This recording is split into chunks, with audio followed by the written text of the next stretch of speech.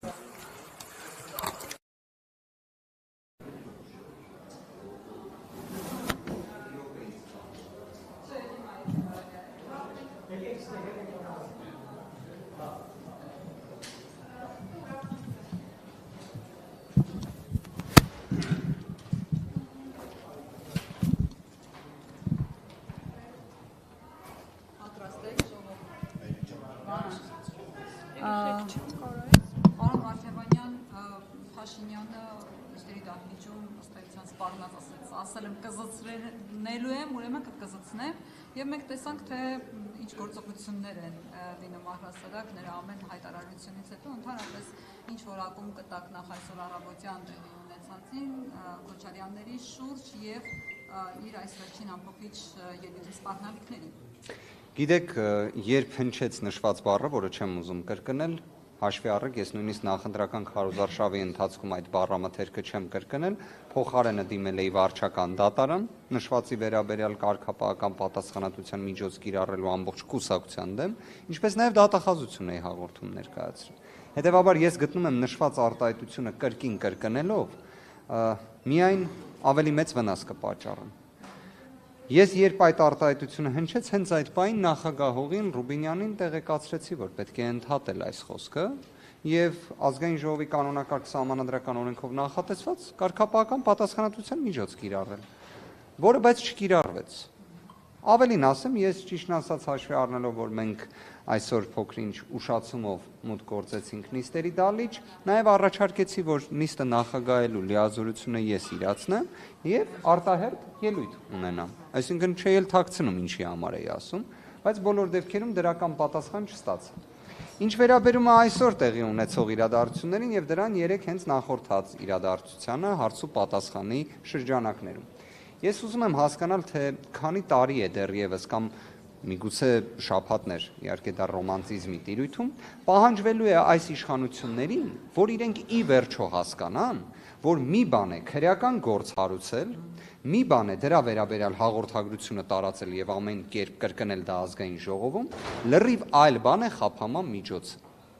Լրիվ այլ բան է։ Դա ոչ մի առնչություն չունի պատժի հետ, դա ոչ մի առնչություն չունի քրեական արդարադատության վերջնարդյունքի հետ։ Քրեական գործ են հարուցել, հաղորդագրություն են տարածել, իդեպ կարծես թե հենց իրենք քողարկելու համար իրենց իսկ գործողությունները հա կրկնում էին, որ սրա մասին հենց իրենք, ինչ վերաբերում է նախագահ Քոչարյանին, իրենք դրա մասին չէ, որ շատ երկար ժամանակ տեղեկացված էին եւ այլն, բայց իբր ինքն է քննադատում, թե ինչի է հիմա այդ ամենը տեղի ունենում։ Իդեպ ապօրինի գույքի բռնագանձման հետ կապված փաթեթը, երբ ուղարկել էին դատարան, այս բոլոր գույքերի հետ կապված հիշատակումը կար, ազգային ժողովում հենց իրենք էլ խոսում էին դրա մասին։ Եթե խնդիրը, ոնց իրենք են բնութագրում, իրավապահներն են, այսինքն Սրփուի Գալյանին նկատի ունեն, որովհետև Սրփուի Գալյանն էր գլխավոր դատախազի տեղակալը, ով այդ ամենը բացահայտել էր այդ ժամանակ։ Թե նկատի ունեն գլխավոր դատախազ Տիկին Վարդապետյանին,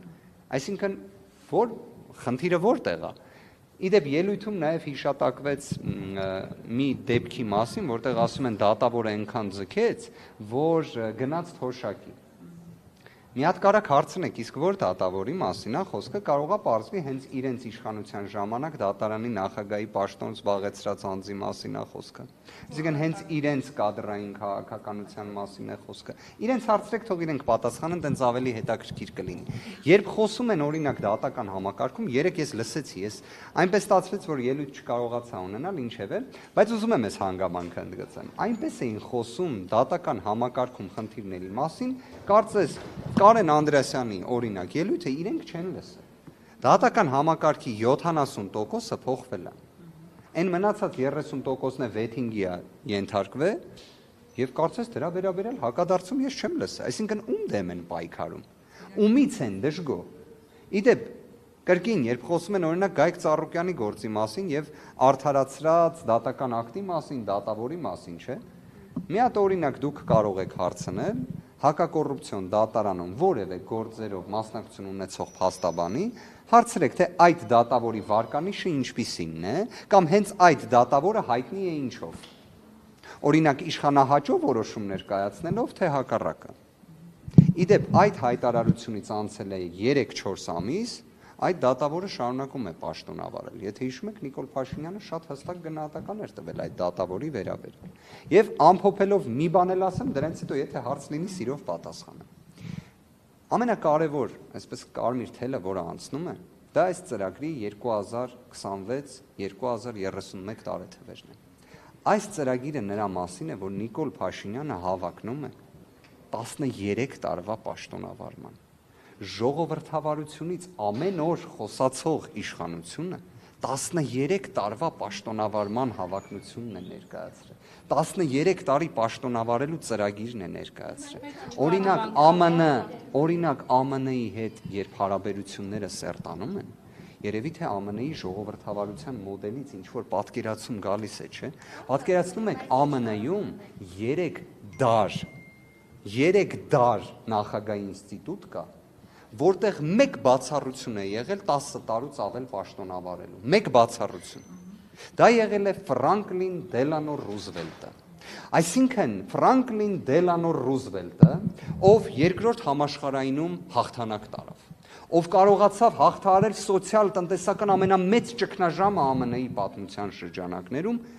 խախտեց սահմանադրական այդ մշակույթը, որից հետո իրենք սահմանության մեջ ամրագրեցին, որ այլևս ոչ մեկ դա չկարողանա անել։ Հիմա Նիկոլ Փաշինյանը, ով 8 տարվա ընթացքում 3 պարտություն է բերել,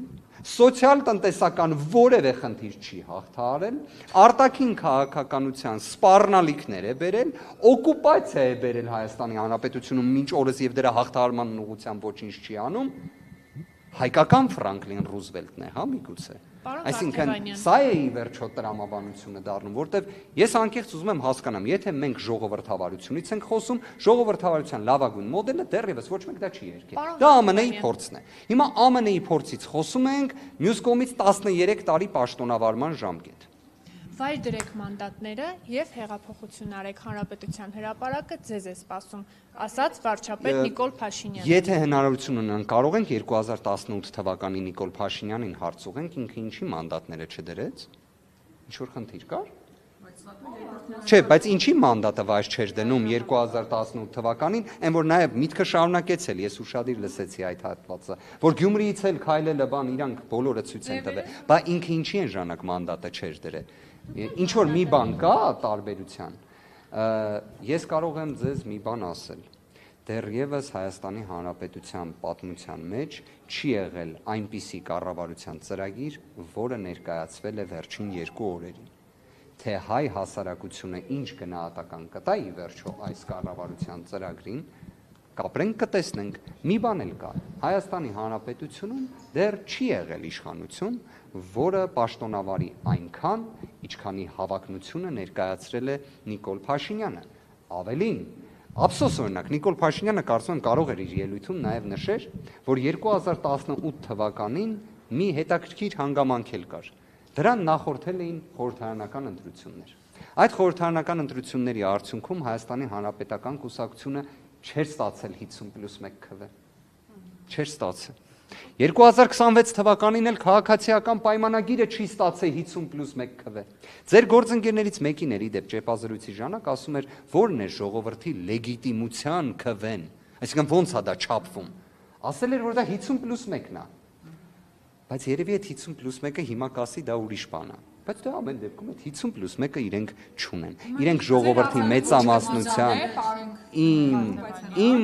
համոզմունքը նա է, որ Հայաստանի Հանրապետության ժողովուրդը իր խոսքը կասի։ Դեռևս միջազգային փորձը, ընդդիմությունը, ժողովուրդը միասին։ Ես կասեմ հետևյալը. ընդդիմությունը հեղափոխություն չի անում իշխանության առաջարկով։ Առնվազն նման օրակարգ մեզ հետաքրքիր չի։ ինչքան էլ այդ առաջարկը այդքան համառորեն ներկայացնեն։ Ես մի բան էլ ասեմ, առնվազն վերջին 2 օրը մի հետաքրքիր հանգամանք էլ ցույց տվեց, որ Նիկոլ Փաշինյանը որքան էլ որ ցանկանա, բայց իր մոտ այդ բարեվարկության հետ կապված ես չեմ կարծում, չէ, իրենց ներկուսակցական կանոնագրքով նախատեսված այդ բառը, որ կարելի է միշտ կրկնել, չեմ կարծում։ Իդեպ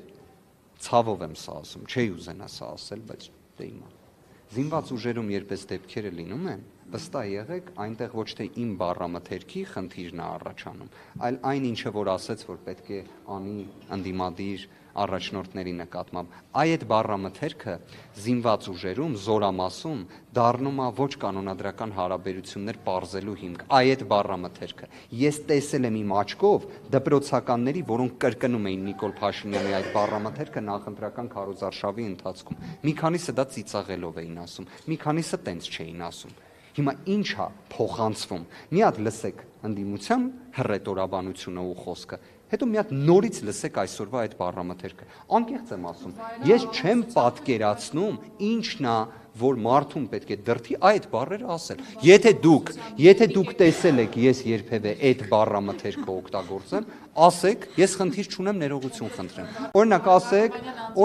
ասեք Արամ Վարդևանյանը 2021 կամ 20 կամ 23 կամ 24 կամ 25 թվականին այսինչ արտահայտություն արել։ Եթե ես այդ ձևի արտահայտություն արած լինեմ, ներողություն կխնդրեմ։ Բայց իդեպ մի բան է ասեմ, եթե Ղազարյանը հիմա վարչապետի պաշտոնն զբաղեցնում, հիմա գնամ հետը խոսամ, ասեմ չի կարելի, որովհետև կարծես թե ազգային ժողովի падգամավորը եւ գործադիր իշխանության ղեկավարը սահմանադրությամբ մի քիչ կարգավիճակի տարբերություններ ունեն։ Իդեպ սահմանադրությունն էլ որ ասում ենք, մինչ օրս հələ հարց է, չէ, առաջանում։ Մենք ինչ ենք հիմա քննարկում։ Մենք չպետք է քննարկելուց լինեինք ազգային ժողովի ձևավորումը, կառավարության կառուցվածքը, իդեպ որով իրանք պետք է իրենց ծրագիրը իրականացնեն, չէ՞, ոնց որ պետք է մեկը մյուսին հաջորդի, ոչ թե նախորդի։ Բայց դե սա է։ Անշուշտ կանենք, դեռ կարող է քաղաքացիական պայմանագիրն է, կառավարության այս ծրագիրը, այս ելույթից հետո որոշում է, որ կողմ պետքա չքվեարկի։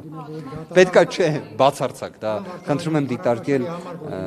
ոչ այդ տիրույթում։ Արձագանքը ինչ է եղել։ Ինչպես։ Բառապաշարների համար որ դիմել Վարչական դատարանի կողմից այն որակվեց որպես անընդունելի բառամթերք, որը պետք է հանգեցներ պատասխանատվության, որը կենտրոնական ընտրական հանձնաժողովը չէր արել։ Սա վարչական դատարանի վերաբերյալ։ Իսկ ինչ վերաբերում է հաղորդմանը, որը ներկայացրել էի գլխավոր դատախազին, ես կարծում եմ դուք շատ մեծ դժվարությամբ, բայց կարող եք կանխատեսել, թե ինչ ելք այն ստացավ։ Այսինքն քրեական գործը իհարկե չհարուցվեց, բայց ես կարող եմ ձեզ իրավական, երբ հաստաբան էի դրա կարգավիճակից ելնելով, խորհուրդ տամ։ Եթե դուք այդ բառերը կրկնեք, դուք, այն նաև դուք, ձեր դեմ քրեական վարույթ կհարուցվի։ Եվ ավելին, դուք կկալանավորվեք։ Հետևաբար, եթե դուք ՔՊ անդամ լինեք, կարող է չհարուցվի, բայց կարող։ Այ եթե վարչապետի պաշտոնն եք զբաղեցնում, հաստատ գործ չի հարուցվի, ՔՊ անդամ լինելը կարող է ձեզ օգնի, բայց կարող է։ Պարոն Քոչարյանների դեմ հարուցված, որով փաստորեն ներգրաված է նաև Սերժ Սարգսյանը։ Մամուլից եմ տեղեկացել այդքանը։ Այո։ Մանրամասներին չեմ տիրապետում առնվազն կրկին, երբ կա այս ինտենսիվ խափանման միջոցների վերաբերյալ խոսակցությունը, սա հերթական անգամ խոսում է նրա մասին, որ պարզապես իրավապահ մարմինները կամ առաջնորդվում են քաղաքական հրահանգներից ելնելով, կամ պարզապես խափանման միջոց ինստիտուտը ընկալելիության խնդիր ունի մեր իրավակիրառ պրակտիկայում, որի վերաբերյալ իդեպ կարող եմ նաև հայտնել, որ կարծես արտաքին դերակատարները եւս որոշ արձանագրումներ անում են։ Կներեք Սիմեդյանի հետ կապված ինչ էր եղել։ Կվերադառնա։